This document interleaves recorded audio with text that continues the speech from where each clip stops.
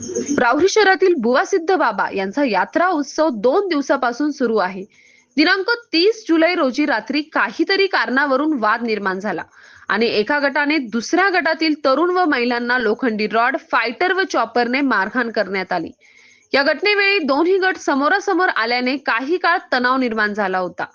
मुस्ताक चांद शेख वय 42 वर्ष, राहणार बुवासिद्ध बाबा दर्गा समोर, राहुरी यांनी राहुरी पोलीस ठाण्यात दिलेल्या फिर्यादीत म्हटले आहे की दिनांक 30 जुलै 2026 रोजी रात्री 11:15 वाजेच्या सुमारास मुस्ताक शेख हे त्यांच्या घरासमोर असताना तेथे शहबाज अन्सार सय्यद व मंगेश झिने यांच्यात वाद चालू होता.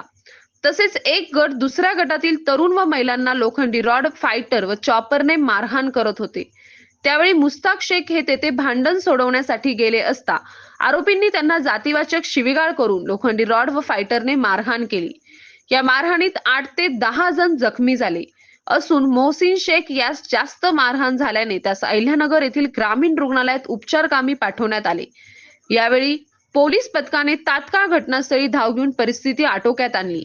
मुस्ताक चांद शेख यांच्या फिर्यादीवरून राहुरी पोलीस ठाण्यात आरोपी सूर्यतेज प्रमोद झिने, सत्यम प्रकाश दैवाळकर, मंगेश झिने, ऋतिक सुरवसे, रुद्राक्ष झिने, अनिकेत नारद, निखिल राजू नारद, साहिल संजय सुरवसे, सौरव अनिल फंड, रोहन डहाळे व इतर 10 ते 15 इसम सर्व राहणार राहुरी अशा एकूण 20 ते 25 जणांवर विविध कलमांतर्गत गुन्हा दाखल करण्यात आला.